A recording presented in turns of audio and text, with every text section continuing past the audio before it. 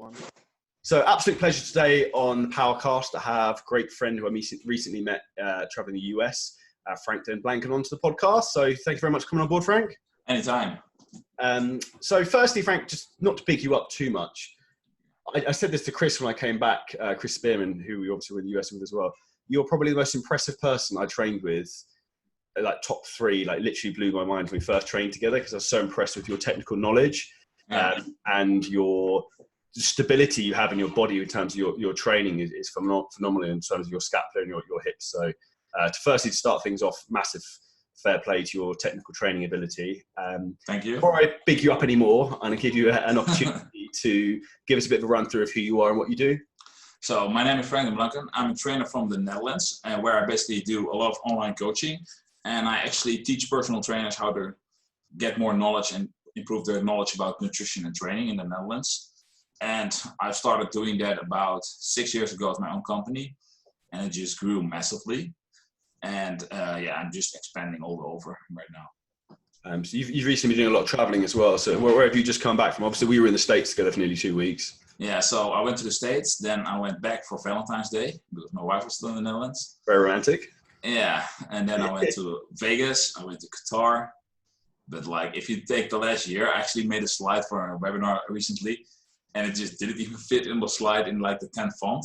It was like too long of a list. Like, I went to Bali, I went to Dubai, I went to Valencia, Malaga, Spain, Portugal. Probably like 12 times to the US, from like Miami, Tampa, Vegas a couple times, San Diego a couple times, Los Angeles, Hawaii, Canada a couple times. Man about town. Yeah. Nashville. I actually was more out of the country where I lived than in the country. I spent almost 200 days in a hotel last year. Thing is though, like, people don't understand that it's incredibly difficult and to run a business doing that. Yeah, because it's stressful. Like, I've done some insane stuff. I can actually tell you a funny story.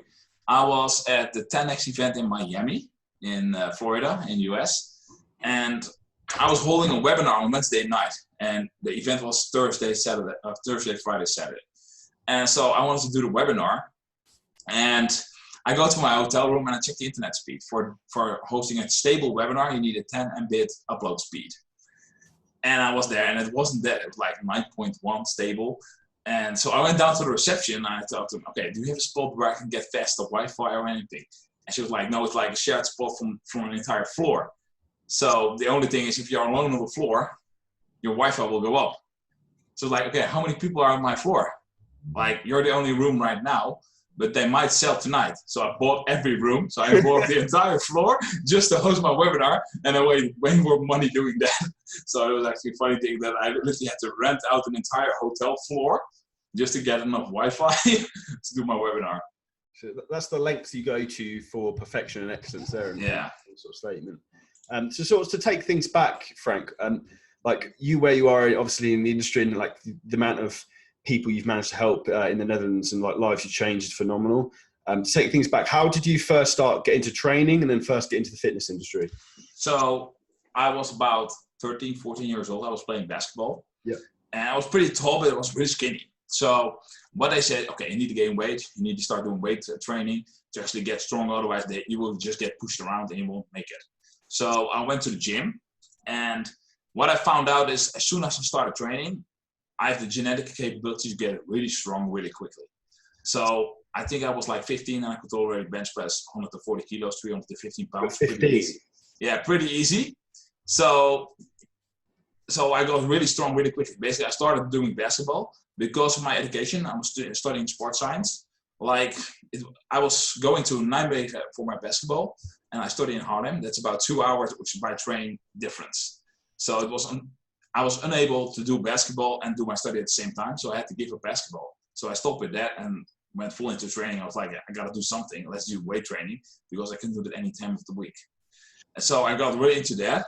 And I met a lot of friends in the gym that actually were really into that. And we got into bodybuilding and all that kind of stuff.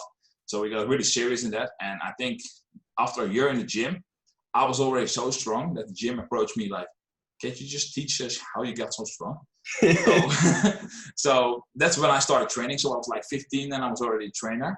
Yeah. And then at 16, I got promoted to manager of the gym. Yeah. Because I was doing so well and I helped so many gym people was already. The only Gold's Gym in the Netherlands. Yeah, which is pretty cool as an accolade in itself. Yeah. So, and I've done that for 10 years. Yeah. I did that.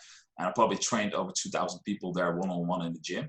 Did you enjoy training people in that manner? Yeah, I loved it.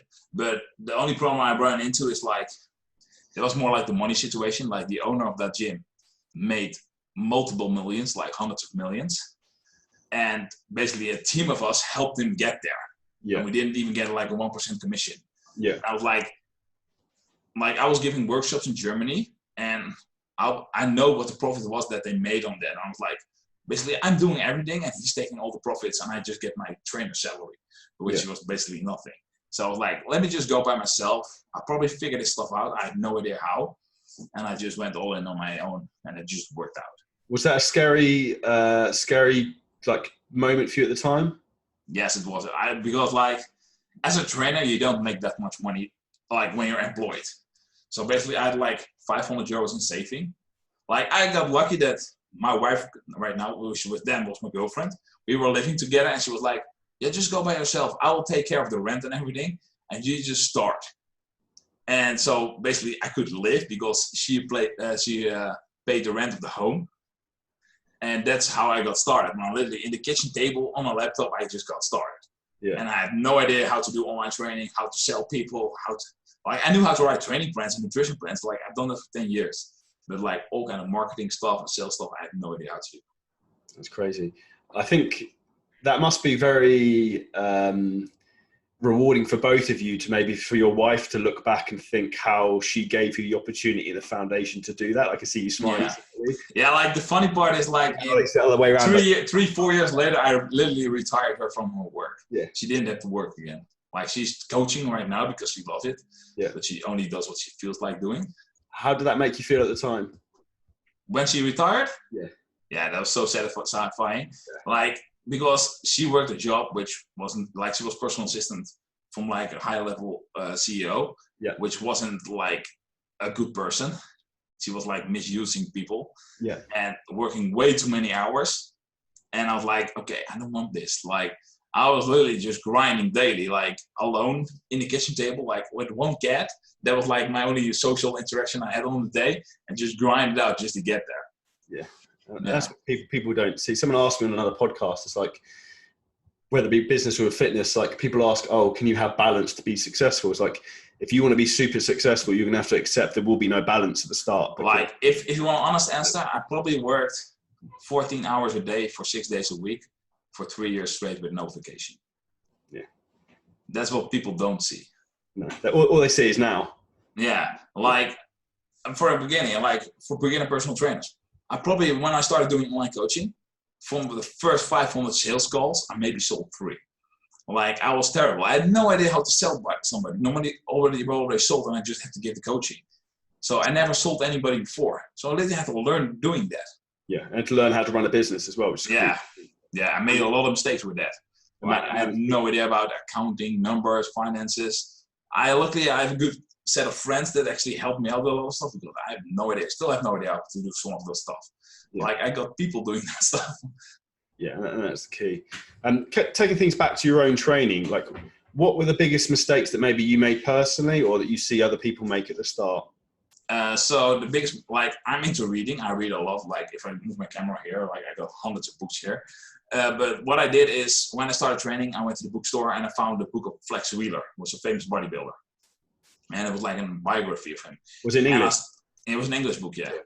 And I saw him on YouTube and I was like, that guy looks massive. I want to look just like that. So if I get this book, I do his training and I do his nutrition, I'm going to look like that. The life like this, the 15-year-old Frank thinking that. So there was a diet plan in there, what he was eating. He was like a 300-pound bodybuilder. And I probably was like I was 75 kilos, maybe 78.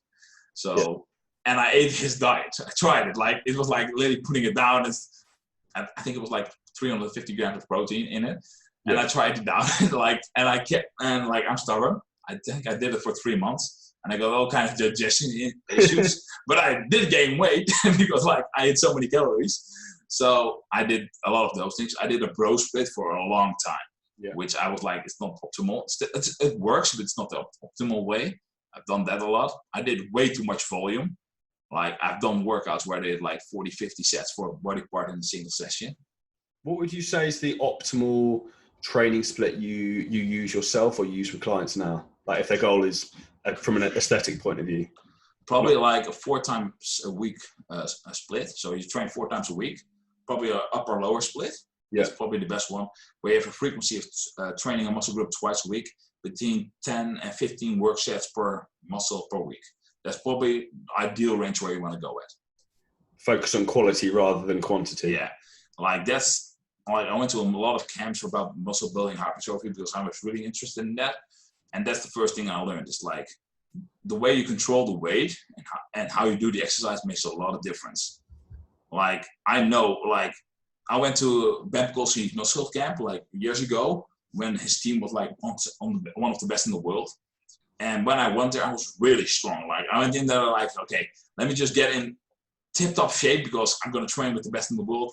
I'm going to show you what real training is like. Like I could do side lateral races with like 30 kilo dumbbells. Yeah. When I got there, I was like, I'm so strong, they're going to be impressed. And literally, Ben made me do side laterals with my hands. I couldn't make 10 reps. And I'm like, how? Like my shoulders were burning and swelling up. Like it was crazy. And so that's when I learned like I was swinging a lot. I was actually using the muscle. Yeah, so after that, of course I could do way more weight, but the way he taught me it made it so hard to do. And like his team then, he still hypertrophy coach, Joe Bennett was still there. Cassim Hansen from M1 Education was still there. Like he had an insane team at that moment. And yeah, that was just an insane muscle camp that I went to. Did you work with Ben personally at any point after that? No, I didn't. Okay. No, I just had a few interactions. I did a couple one-on-one workouts with him. Yeah. And what I did is like during the muscle camp, I was linked up with Mark Anthony, former Mr. Olympia. Yeah. From Men's Physique. So I worked out the entire time with him because we were at the same level of like strength. So that's where we worked out. And Ben gave us a lot of attention because he wanted Mark to win more shows. Yeah. So that's why I got more interaction with him. That's cool. Other than Ben, who else has had a big influence on your training and your knowledge from that side, like in the trenches as it works? Obviously, Ben is supremely knowledgeable. Actually, going on his training camp in the few weeks here in the UK, and did his last year as well. Yeah. So I really like Cassim Hansen that was working with him. Yeah. That guy's insanely smart. Like Ben taught a lot during the muscle camp, like on the floor, like the science behind it. Cassim always talked about. Like I did a nutrition camp with him, and we were later like, okay, take a break, so we can actually follow you where you're going because that guy's actually too smart sometimes. Charles Polkman, I learned a lot from. I went to a lot of his things. Like they have a Dutch version of the Charles Polkman education. Yeah. I went to that, and there's a guy called Bas Willemsen. He's really good. I learned a lot from GPS education in Australia. Yeah. Ian King. I learned a lot from. Who else? I've been to so many. Like one thing that I did what really helped is I booked a lot of one-on-one sessions with famous trainers around the world. That's sort of similar to what I've been doing, to be fair. Yeah. You learn so quickly. Yeah. So that's what I think that's where I learned the most from. It's just literally like you have your own problems, what you want to improve at, and you just go to a really good trainer that you know from like the internet or you saw them somewhere, and you go to them like, can you teach me this stuff? And you'll learn so much from that person in 1 hour that 4 years of education won't even give you. And also, like, respectively, if you're a trainer like you and me, that's then a gift of knowledge you then have that you can share and then help other people with their journeys as well. Yeah, like, I've learned stuff from Charles Glass that, like, science-based makes no sense. See, that's someone on my hit list of, like, top people that I want to train with desperately. Literally, if you want to go there, like, at least a month before, just ask him. Yeah. And make sure you get his assistant because he's like a mess. And then you can get something set up because it's that hard to get a spot with him. Really? And it's like $250 an hour. That'd be the best $250 you'll ever spend. Yeah. Like, it was insane. Like, I did legs with him. Like, I felt muscles that I didn't know that existed. Like, it was so crazy. He was like doing stuff with machines. And I'm like, I didn't even know the machine could do this. Yeah. If you, here's a question for you. If you could train with 3 people in the world, who would it be? I want to train with Arnold one time. I knew that would be one of them. I knew that would be I meet him at the end of March, actually, so that's going to be fun. Probably The Rock I want to work out with one time. That's a good answer. And let's see, who else? I worked out with a lot of famous people already, so. Third one is difficult. Who's the top 3 people you've trained with so far? Phil Heath, I worked with him a lot. I actually, Jay Cutler was actually pretty cool. Jay Cutler, I'd love to train with. I'm a big Jay Cutler fanboy. Yeah, like Jay Cutler is so strong and he doesn't even realize it. It's so insane. Like, and that's the first thing. Like, I was in Vegas, I was training, and he did, and I was like, okay, let me just feel how hard his contraction is. It's like it's a brick moving and just hits you. It's just insane. Like, he looks like he's throwing the weight, but the amount of tension he's squeezing with, you cannot even imagine how that feels. Like, you can make a hard bicep and just feel how hard it is. Make that times 100, and that's how hard he is squeezing. It's just insane to feel. So that's something I still, like, to this day, I've never felt anybody else do that. Let's see. Chris Bumstead, John Meadows, who else? Brandon Curry I worked with. Yeah, that's probably, like, if you go like to athlete level, that's probably the insane part. Yeah, it's a pretty illustrious list, to be fair. Yeah. Did any moment from training with any of them really blow your mind in particular? Anything that stuck in your head? You mentioned training with Charles Glass, for example. You said he pulled you apart with training legs in different weird angles. Actually, the reason I talked to Charles Glass was actually I was working out in the Gold Gym, and I don't remember who I was working out with, and I was doing a pull down. And actually, back is probably one of my strongest parts where I'm good at, like, technical knowledge. And I was doing a pull down, and he's like the first person ever that came up to me in the gym and I was like, you could do this way more optimal. And I'm like, okay, really? I'm like, how? Like, I know who you are, so go ahead, tell me. Yeah, please tell me. Yeah. So yeah, shit like this, do this, and they're like, okay, that's really good. Yeah. Did it make a big difference? Yeah, like, it was totally different. So yeah, that kind of stuff, like, you don't learn. That's more of like instinct that people have. It's like, and it's a lot of that comes, I guess, like experience. It's mileage on the clock. Yeah, and he knows really good. Like, there are not 3 body types, like endomorph, mesomorph, ectomorph. There are more than that, but he can see certain body types and what exercises work best for that based on his experience. And he will know that stuff works, what he actually is talking about. Like, it's not scientifically proven, but he has seen so many people training with him that he actually knows, like, you could probably do this exercise better. That works better for you. That's an interesting question. Because this, like, I'm always one of those to take everything with a pinch of salt. Like, I'm very much more of a believer of anecdotal evidence of what works rather than a specific study, because so many studies are published, are spun by whoever's created the study or done the research to try and sell you a product, and they're only showing you the one study that produced the results they want to show you. Yeah. So the problem I'm having with studies is, like, what I noticed, like, for my study, when I went to college, I actually had to do an internship at a physical therapy, and I had to train people with, like, knee problems and stuff like that. And so it was rehabilitation after they had surgery. And there were a lot of studies done how to train those people, and I was like, why not do weight training certain ways? Because that's way more efficient. But, like, most physical therapists don't know exercise science and how to correctly do exercises. They just do a protocol from, like, how to build strength, how to build muscle, and to do stuff like that. So I actually did a study during my internship with one of my coworkers who actually was a physical therapist.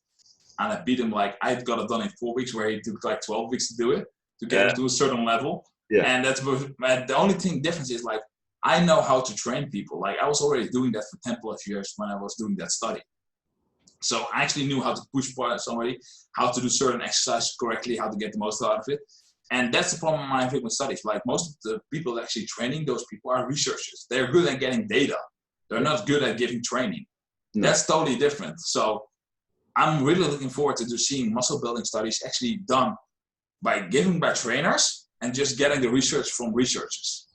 That will be way better, because there are segmenting the two, basically. Yeah, because there are a lot of studies done right now where the training is subpar. Like, I don't call a full body workout a shoulder press, a bicep curl, and a leg extension. That's not a full body workout. You Those look are at 3 exercises. Why have you done a study like this? It's almost completely pointless. Yeah, so I know it's easier to track data on those points. I understand that, but still, like you need some real evidence. Yeah, it's not accurate, relevant then. Yeah. Like, that being said, it was a very, very interesting comment. Where do you think the fitness industry is going in terms of trends, or where it's going to improve in terms of maybe equipment, supplements, or? Yeah, so I think those things are going to be really popular, like like an yeah. hour ring. Yes. So those things will be really trending by most people. They will get better. Like those things aren't perfect yet. Like sometimes they say you're having a bad day and I break every PR I have in the gym. So I'm like, probably not, but still. So I think those things are really trending. I think mobile apps that have artificial intelligence. So basically you can fill out, I eat this much food today. Okay, tomorrow you need to compensate it by doing this and this and this, and you will get better results. I think those things will come up in the next 10 years. I think online training is just growing bigger and bigger because a lot of personal trainers are more entertainers than actually trainers, and they will get lost with online trainers who are cheaper and actually getting them results. But politely, this is what I say about a lot of people who are personal trainers. They're glorified babysitters for most people. Yeah, like you don't need to count reps for a client. No. In my opinion, like you don't need to do that. What you need to do is actually push them harder and make them consistently improve their technique. Yeah, the word I was going to use was teach them to train properly, because that's the missing point for a lot of them. Yeah. So, and that's things where I think there's a lot of improvement possible. And because most trainers are actually trying to make it too much fun. Like, I understand fun is an important aspect of giving training, but if people don't get results, they're going to leave after 3 months. Oh, yeah, because it's expensive. Yeah, and they want to enjoy it, but they'd probably rather be at home with their wife and kids than. Like, I was in Qatar, I was teaching for personal trainers there, and I said, just make the hour, make 15 minutes result based, and the last 10 minutes, make it just fun. Yeah. Send them home happy. That's all you need. So the first 15 minutes is the most important. Serious. Get the results, 10 minutes of fun. Send them home happy, you'll keep your clients. And that's the key, I think, and again, it almost comes down to what we were saying earlier, this we talked about training splits, is focusing on quality rather than quantity. So if you get the really important stuff done first, if you just not mess around with the clients, but if you want to just have them do some fun stuff that almost entertains them till the end and keeps them happy and jolly and they leave with endorphins shot up, then the job's already done by that point anyway. Yeah. That's basically what you want to do. My big gripe though with, let's not bitching about PTs, but it's when I see people training clients and they just put them on a treadmill or something like that. I'm like, what I always say is like, a treadmill is fine, but they need to do it before or after the training. On their own. Like when there's a trainer with there, you don't need to stand next to the treadmill. No. Like that's a waste of both of your time. Yeah. 100%. It's a waste of the client's money, and it's a waste of the trainer's time. You could probably do something better. 100%. It's completely pointless in that respect. And it's, I don't know if it's the same in the Netherlands, but the level of like qualifications and trainings level of training for a lot of PTs is very low, unfortunately, in the UK. Yeah, so actually in the Netherlands, I was building my own personal trainer course. Yeah. And at first I wanted to have like a certification that was actually granted by the government. Yeah. And then I had a discussion with the government, and it was actually, you're not allowed to teach people how to build a diet plan, and you're not allowed to teach people how to do certain exercises. That's not allowed by law. If you want to have it like signed off by the government. I'm like, how are you going to get a great PT if you're not allowed to teach that? And like, I found that so strange. And I think it's in more countries it's that way. And that's why certain educations are at certain levels. Because there are some rules like that. Yeah, it wouldn't surprise me at all, to be honest with you. Yeah, so you might want to look up how that's in the UK, but that's how it is in the Netherlands. So I think my courses aren't signed off by the government, but people still do them because they get results. They actually know how to make a diet plan fit for their client, how to teach them how to adjust it and all that stuff. And otherwise, they're never going to learn that. That's one of those things, like we're in a results-based business. The most important thing that actually matters is the clients get the results they're looking for. Yeah. And like a client comes to you, they only buy certainty from you to get them the certain results. Like if you're not being taught how to get the results, you might as well not sell them any service. No, it's completely pointless. It's completely pointless. Would you say that's one of the biggest mistakes a lot of trainers make with their clients? They don't actually focus on the main core value of what people want, which is to get them in shape. I think the biggest fault is being made during the assessment period already. Like really get clear what the client wants to achieve and what the route is going to be during the time that you spend together to get that results. Almost like map it out. Yeah, and show the client the map. Yeah. So they actually know what to expect. No. I think that's one of the most overlooked parts.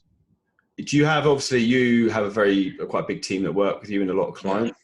Yeah. Do you have a certain set process that you work with onboarding clients in that respect? Yeah, so the first 2 weeks, we just look for maintenance calories. Like, it doesn't matter who you are, we're going to figure that out. Based on that, we have a certain goal that you want to hit. Either you want to build muscle, lose weight, get more energy, whatever it is. And we're going to literally map out how your plan is going to look like for the upcoming months. So you know what to expect when. So, and not always going to be perfect on plan, but at least you know which route we're going. Yeah. And that makes it a lot easier, and that keeps people a lot motivated. Like, most trainers just say, okay, we're going to do this workout today. Yeah, but what's the next month? How's it going to look like? You're going to give them some overview of what you're planning to do. Yeah, you've got to give them like a look into the future of this is where you will be and this is what we're going to do. Yeah, and most people don't know what's able to achieve for them. Yeah. Like, I've had so many people that came to me, Frank, I want a six-pack. So first they get the six-pack, and then I want a bigger chest, and then they get a bigger chest, and then I want to compete in men's physique because I'm looking really good, and then I want to win this show, and then I want to be Dutch national champion, and that just keeps on and on and on. Because then, like, they have the level, think that's possible, they reach that, and they go to the next level, and next level, and next level, and that's basically how it goes. For a lot of people, there's way more possible than they think. They just need to see that's possible. That's a very interesting statement. I also think that it's very eye-opening for a lot of people when they first start seeing results. Like, I had a call yesterday with a new client, and he was like, I've never had abs in my life, and I don't believe I can do it. And it's like, can everyone get abs? And I was like, every single person in the world can do that. It's whether they're actually willing to commit to the process of doing that, and they have to have the self-belief in themselves that they're going to get there. Because like you and me both know that our programs work 100% and it's a blueprint to success, but we can't guarantee that you'll put in the work that we require you to do to get there. Yeah, like, everybody knows they need to eat less, exercise more. But doing that consistently over a long period of time, that's a struggle. Yeah. And that's why they basically need coaching to get that mindset right, to get the habits right to do that, and then they will get results. And also, like, what I always find interesting is people are like, oh, I don't need help. And it's like, well, if you look at the elite people in the world in every single field, Tiger Woods has a golf trainer, like Chris Bumstead will have a trainer. Everyone who's the best. Like what I noticed, even like I work with multiple Mr. Olympians. I work with a lot of world champions in different sports. They just don't have just one trainer. They have multiple trainers. For like the most crazy things, they have a trainer. Like, they just like, the only thing they what would be an example of a trainer for a crazy thing? Yeah, but like, they all just buy speed. Like, you can learn everything yourself if you really wanted to. Like, Google has the answer for everything. Yeah, if you buy enough books and you read them, you will get really smart. But it takes a lot of time. Like, I can show you my book section. I've read a lot of books. Like, to get that knowledge, you probably have to invest 10,000 to 15,000 hours. Or you just can hire me and I will teach you that stuff summarized. Yeah. That's basically what it is. I get you from A to B a lot quicker and probably save you 3 to 4 years. Yeah. Like, I made so many mistakes that I won't let my clients make because I knew what was going wrong. Have you got any example of any of those mistakes you made? Not weighing your oil where you're cooking in and all that stuff. Then I'm like, why am I not losing weight? Like, maybe because you're losing a lot of oil and butter to make your food and all that stuff. The wrong way of measuring food. Don't track drinks that you're actually drinking. Yeah. So I'm like, there are no calories in there. Yes, they are.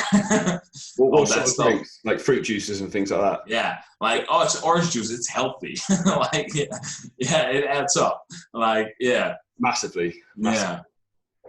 So stuff like that. And I bought a lot of supplements that I would never buy again because they don't work. Yeah. Marketing bullshit. Yeah. Like, I read a lot of muscular development, flex magazines, all that stuff, because I'm like, yeah, there are the big guys in there, so probably they know what they're doing. Oh, they take this supplement. I need that supplement. No, you don't. It's like the old Muscle Tech ads back in the day used to be the top ones and everything, because they sponsored all the big like bodybuilders like Jay Cutler and Phil Heath. So all the big everybody bought Celtec. Yeah, I mean, I still remember like the orange flavor of it. Yeah, I noticed like the fruit punch one that was like so strong that your jaw is like tinkling. Like, yeah, they made a lot of money with that product. 100%.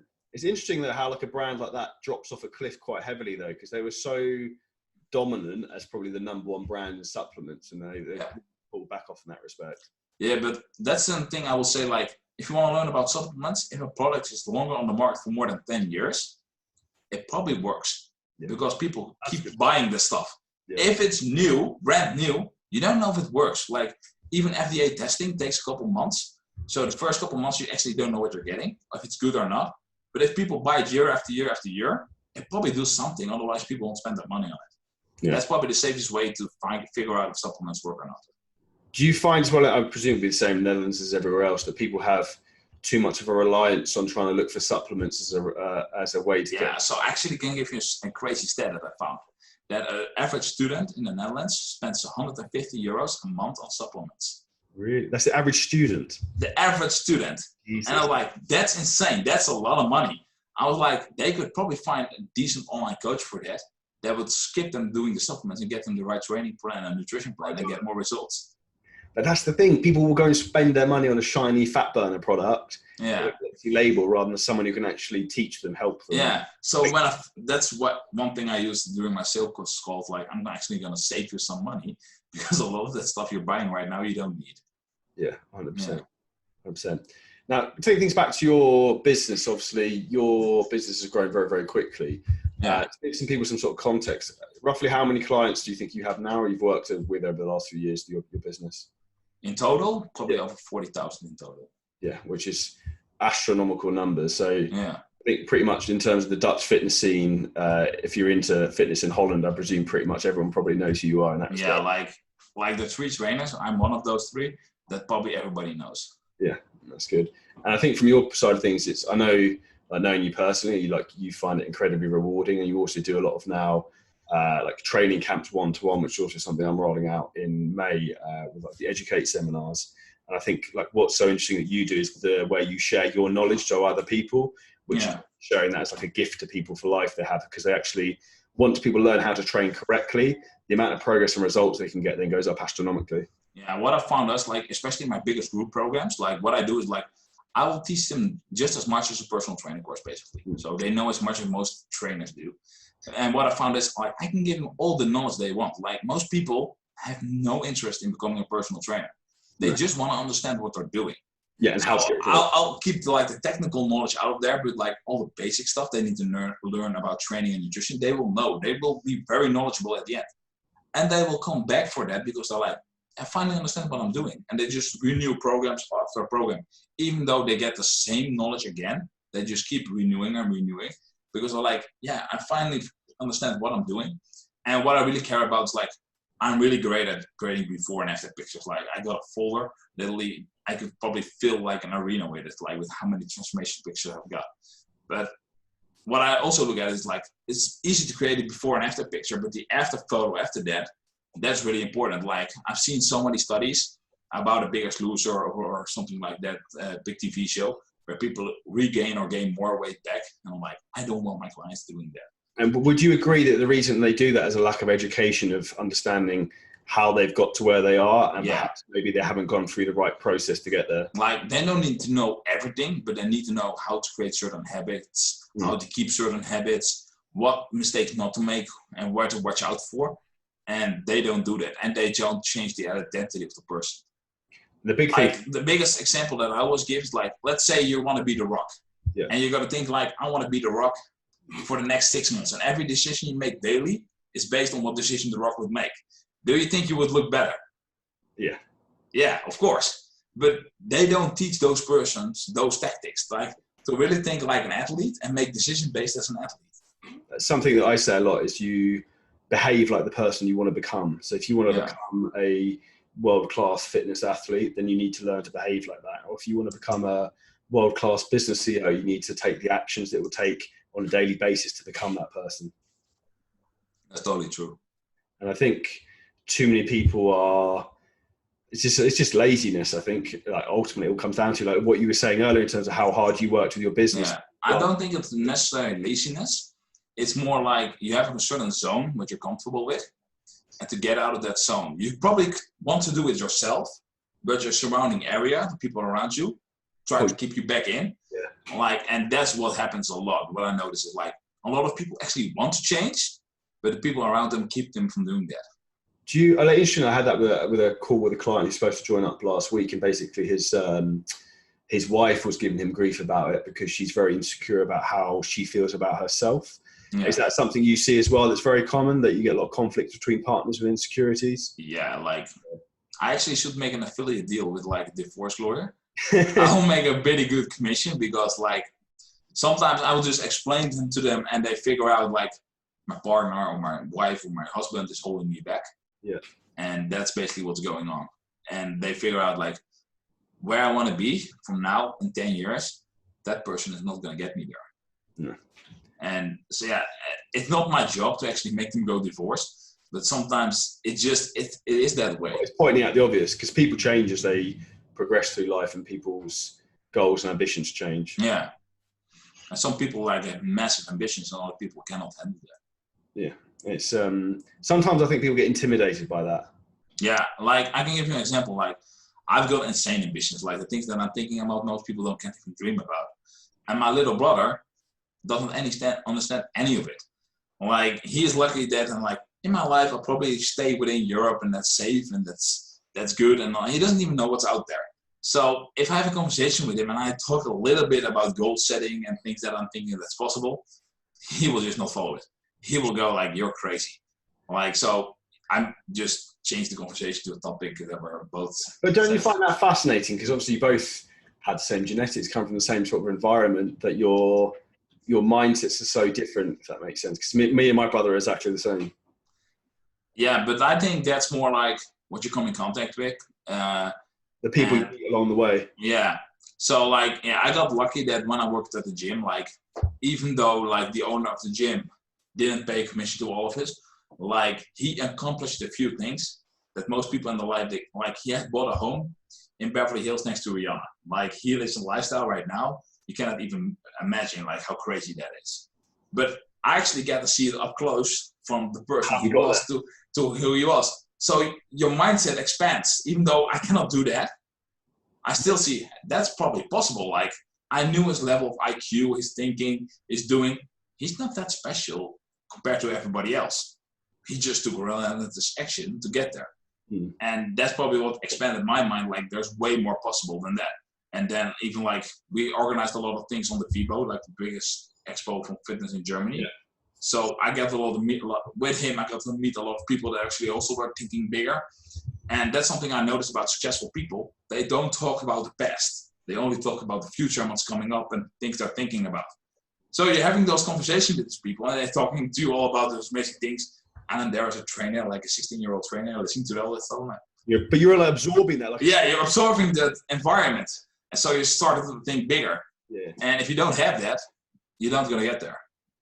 And it is eye-opening. And do you find as well, obviously, respectfully, like the Netherlands is a smaller country. Yeah. So I imagine like you have a lot more of that, perhaps more small-mindedness than maybe more the UK, and obviously definitely more than the US, which I find when I go over there, everyone's so much more up for it and like giving it a go. And like in the US, it's much more like they'd rather you tried and failed, whereas in the UK, they're like, oh, don't do that. Like now, that's actually the primary reason that I travel a lot. Yeah. It's like, even like, let's say Vegas. I'm a lot in Vegas because literally when I'm in Vegas, I get so motivated. Yeah. Like, I don't go into the casino. I can just walk to the strip, go back to my hotel room and do crazy work. Like, those people built this entire hotel room. I couldn't even imagine how much that cost. Yeah. Like, what I'm doing is small things. Like, I might as well get to work. It gives you perspective. Yeah. Like, I'm in Qatar and I'm seeing what kind of crazy buildings they're building for the World Championships that they're having over there. And I'm like, those guys think big. Like, they don't even know how many people are showing up. And they build the most crazy things in the world and they look insane. Like, you get motivated by that. At least I am. So I find Dubai is very much the same with that, where like you walk around and even just the architecture and the buildings, it's like a limitless life where you think like you can just like the impossible is possible. You can do anything. Like remember I was in Dubai and I went up to Burj Khalifa, like the tallest building in the world. Yeah. And we were there and then we had dinner at like one of the top floors. Yeah, I had dinner at there my 30th birthday. Yeah, so that was really cool. And then my wife ate and she gets sleepy if she eats a lot because it was good food. So she goes to the hotel room, she falls asleep. I grab on my laptop, I work because I got motivated from like seeing everything, and I just grind for like a couple hours. That's basically how it goes sometimes. But that's a prime example. I think like you and me are very much the same wavelength for that, because like stuff like that's what fires me up and motivates me more. Yeah. When I'm at home in my own little bubble and routine, it doesn't stoke the fire as much as when you travel and you see the possibilities and how big and wide the world is. Yeah, and like even like when I go to a mastermind or a network event or whatever it is, like I meet people like same thing as I met you. We're pretty much the same people. We're motivated. We want to go to the next level. We will work hard. Like the same thing how we are in the gym. Like, okay, we'll get to a dumbbell rack and we'll immediately look, what's the biggest dumbbell? Yeah. Like we want to reach that level. How far can you go with this? Yeah, and that's the same thing with business. Like I'm in a room and I hear everybody speaking. Okay, who's the biggest guy in the room? Like basically, that's what I'm looking for. Okay, that's the level I need to get to. Yeah, yeah. And it's all about goal setting, but I know you'll be the same. It's not even necessarily sometimes achieving the goal. It's the journey along the way, which is fun. Where you yeah, like even if I achieve a goal, I'm not even that happy or satisfied or whatever. I'm like, what's next? But like that's the crazy reality though, because it's like for me it's exactly the same. I don't know if it's quite sad in terms of I'm never really fulfilled by achieving anything. No, but that's actually the funny thing. Have you read the book from Tim Glover, Relentless? No, loads of people keep saying I've got the like synopsis of it or the short. Yeah, so basically he was the trainer of Kobe Bryant and Michael Jordan. Yes. And they actually have the same thing. Like they win a championship and that's like, oh, I need to get started because preseason is coming up soon. And they don't even celebrate, they just keep going. But I can understand that 100%. Yeah, like if somebody's listening to this podcast and thinking like, I need to get motivated, buy that book, read it.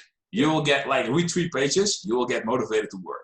He's also got a incredible interview on YouTube. I can't remember who it's with, but it's very, very good. He's a very powerful talker. Yeah, I met him in person in San Diego one time. Like, he is intense. What, just one-on-one, he just like pulls you in? No, he actually did a speech on stage, and then I went to the bathroom and walked out and I bumped into him. Yeah. And I had a talk with him, and like, he was giving me some pointers. Okay. Yeah, then you need to wind down and then you need to hit the gas pedal and stuff like that. So it was really good. That's an interesting topic. Obviously, I know you spend a lot of time on the gas pedal. Do you ever give yourself time to wind down a bit? Do you set yourself structure within your day to like have some time like that? I try to, let's say that. Like I'll be honest, like I probably need to do it more. Yeah. Like I even tried, like the reason that I got the Oura Ring is just to get my sleep schedule a little bit better, because I will go for months on 5 hours of sleep and just do crazy amounts of work. And what time do you go to bed and get up normally? So I'll probably go to bed like 12 and get up at 5. So like, you know, you're talking about like stuff motivating people, making them elevate up. My alarm's getting set earlier tomorrow. Like, even the conversation is inspiring me to like push myself. See, Greg Ballantyne told me to get up earlier and go earlier to bed. That will be more beneficial. But so that's what I do, and that's like in the morning I will get most done because my phone will go crazy when it's at 9 a.m. Because most people wake up and they start dialing. So I'll get up early and like before 8 a.m. I have done so much work already. So that's but like even late at night, like I notice sometimes I get ideas and then I'm working and I just don't stop working because I get into that flow state. Yeah. And I get so productive and I get so many things done. Like I'm super quick behind the computer, but most people cannot even imagine that. Like I can build an entire sales funnel, like opt-in, thank you page, sales page, maybe even 4-part video series, and a thank you page all in one night. And I shoot all the videos, everything by myself. Like when I got into that state, it's crazy how much I can get done. And so even my wife knows, like when I'm in the top, just let him go because it will be gold when he's done. That's what she always says. So she just let me go. And that's where I'm good at. No, 100%. I think there's a lot of value in that. And obviously I know that from personal experience also because I think we trained a few times in the US very early. I think we trained legs at like something stupid, 6:30 in the morning, I think one day or something. So I know you're definitely more of an early bird. You're always keen for that. And I think a lot of it just comes to making time and prioritizing things. Yeah, and what I noticed is like, I spend a lot of times around successful people and I notice a lot of people get up early that are very successful. So I modeled from that. Like a lot of things that I do is actually, I don't copy, but I look at certain things and I model that. So I looked at certain people that were in the situation where like, I would love to be there. Like I cannot copy their products because I'm not them, but some of their habits I can actually copy and model. So I did that and it just worked. Have you got anyone in particular like that you look up to, you try to model specifically? So I looked up a lot to Bedros Keuilian. I don't know if you know him. He wrote the Man Up book. When I first started, I looked up to Vince Del Monte because when I started as an online trainer, he was in a position I was like, I would love to be there where he is. He's the real OG. Yeah, so that's why I hired him. And so I looked up to that. I looked up to Ben for a lot of things, like how he did that and how he structured his day. So I just figured, I looked up a lot to Jason Capital.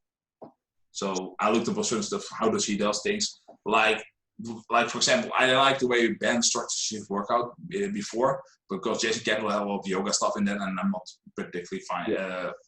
Like I'm not the person to do that stuff. So I just swap certain things in and out from different people and just make it like that. What does the perfect morning look like till Frank Den Blanken then? So I'll wake up, I'll drink about 2 or 3 like shaker cups, like probably like 2 liters before I get started even. Then the first 90 minutes is just everything that makes money. Basically, that's what I do. The first 90 minutes. The high value tasks first. Yeah, just what makes me money within 30 days, basically. So I'll finish doing that stuff. And then after that, I'll have my first meal. I've got to eat. Then do some emails, team calls, whatever I need to do. And then I will have my workout, because I still keep trying to get 6 workouts in a week. And then I'll have some filming to do for the rest of the day. Like I'm probably in front of a camera about 5-6 hours a day. Every day. And is that mainly educational content or sales promo or just a bit of everything? Whatever it is. Like I'll literally, I don't have it here right now, but I'll literally get a list with bullet points. You need to shoot those videos. Yeah. Like they just make the title and they let me just film the content within. Like that, it's not scripted. I just do everything on the get-go. Yeah. And I'm really good at it that way. Yeah, I'm exactly the same. I was having that conversation with someone today. He's had an afternoon of filming as well. And it's one of those things you suddenly, I don't know if you had the same, the first time you try and film yourself on camera, it's a bit awkward, it's a bit freezy, but then you get to the point with anything where it just becomes autopilot and you can just one take. Like if I see my first videos on camera, they're horrendous. Like I'm like, really? I still leave them there anyway. But I'm like, I'll leave them there for some people to see like how terrible I actually was and how good I'm actually right now. I'm not perfect by any chance. But I got really, like, I don't notice a difference anymore if I'm talking to a person and I'm not talking to a camera. Like, it's basically the same thing. It's not even us having this conversation here, obviously recording face to face, but like, it doesn't feel like anything to me. It's just a conversation with friends. It's very, very interesting how your mind progresses and lets those almost insecurities go. Yeah, like, and that's the same thing with standing in front of a big audience. Like, I used to think like, oh, it's crazy to stand in front of 50 people. Like I'm sometimes in front of 5,000 people and I don't even notice it anymore. Like I was wearing, not this way, I was trying another brand for a thing with, and it actually had a heart rate monitor. And my wife actually looked into it, like before my presentation, my heart rate went down. She was like, we're in front of 5,000 people. How the hell did you get your heart rate down? I'm like, I'm not nervous. Like breathing techniques or something. No, actually what I'm thinking is like, the more people that are in the room, the less questions you're actually going to get. Because most people are fearful to stand up in front of a room, so I won't get any questions. You know what would be more awkward if the room was pretty much empty and there's only like 5 people there? Yeah, they're going to ask you everything. Like, that's way harder. It's more personal and intimate then as well. Yeah, so that's actually harder than standing in front of a big room or like even a stadium if you would do that. It's actually easier because nobody would ask a question in a stadium to you. Yeah, I 100% agree with that. Last question, Frank. What's the future for you? What do your future plans hold? Obviously, I know your wife's pregnant at the moment, I believe. Not anymore, eventually. So what are the future plans for you at the moment? Like business-wise, travel? Travel-wise, I'm going to San Diego to traffic and conversion. I remember you saying about that. Yeah. So that's one thing. Like plans for the future. Actually, I'm building it out right now of what's next. So I've got some few ideas and we're just going to see what I'm actually going to do. Because like I'm in a position right now, then actually I can do a lot of things. That's basically the same thing. What do I enjoy the most? That's basically what I'm going to do. That's awesome, because I think it comes back to what's your core values of who you are and what yeah. So literally today I signed off that I'm not doing something anymore that actually makes me more than $1 million a year, because I don't enjoy doing it. Yeah. It's just I don't like doing it anymore. You know what, that endears me massively to you as a person, because it comes back to, like, obviously you're incredibly financially successful, but your motives that aren't that's a byproduct of what you do, and you enjoy, passionate about what you do. Yeah, like if I don't get up and I'm being excited about what I'm doing, I'm not doing it anymore. Like there's so many things I can do that, well, I make enough money. Like I don't need to make more money. So I'm just literally looking forward to, like, what can I do that actually makes me joy and has a big impact on a lot of people's life. It comes back to helping people. Yeah. So that's where I'm just looking for, okay, what I'm going to do is, like, I'm going to do a physical location. I'm going to do a bigger online brand. Maybe I'll go into English market, which you don't like. So I don't know yet. Yeah, the world's open to that. Yeah, so I'm looking into a lot of plans right now, but it's hard to make those decisions, because that's like basically you're writing a plan that's for the upcoming 10 years. Yeah. So it's a big commitment, though, isn't it? Yeah. It's a big commitment. Like once I make that decision, I will just go all in and do it. Yeah. But you want to make the right decision. No, 100%. It's that decision can have a lot of consequences and actions that you have to then follow through with as well. Yeah. So making sure on that one. Yeah. Would you have any advice for anyone who is just starting their fitness journey or starting their own fitness business? Because obviously you're going to be inspiring people from both aspects of that as a finishing. So for a fitness journey, I would say just stay consistent. That's probably the most important thing. Like there's always the new method or the new shiny way to do certain things. Just keep going to the gym, track your nutrition, go to bed on time. Don't try my habits based on that. Yeah, and that's probably for a fitness person. Like if you want to grow your business, try to learn a lot about marketing. Like you don't need more knowledge about training and nutrition than most guys think. It's more about the marketing aspect if you really want to grow your business. How to communicate. Yeah, copywriting, persuasion, storytelling, that stuff is way more important than now how to get somebody on 3% body fat. Yeah. Most people just want to lose 10 pounds. They don't want to get to 3%. 100%. So we'll wrap things up there, Frank. For anyone to find out any more information about you, where's best to reach out to your social media, Facebook, Instagram? Probably Instagram, just my name, Frank Den Blanken together. That's probably the easiest route to find me. Awesome. I'll pop that in the podcast notes, and I hope you guys enjoyed this podcast thoroughly. We have a few new spaces open for one-to-one clients working with myself and others at CJ Coaching. So if you guys want to apply for that, hit the link below. And if you enjoyed this with myself and Frank, please drop a 5-star review on the podcast. Pleasure as always, Frank, and hopefully we'll see you somewhere around the world soon. Yeah, we'll do. Cool, buddy. Thank you very much. Anytime.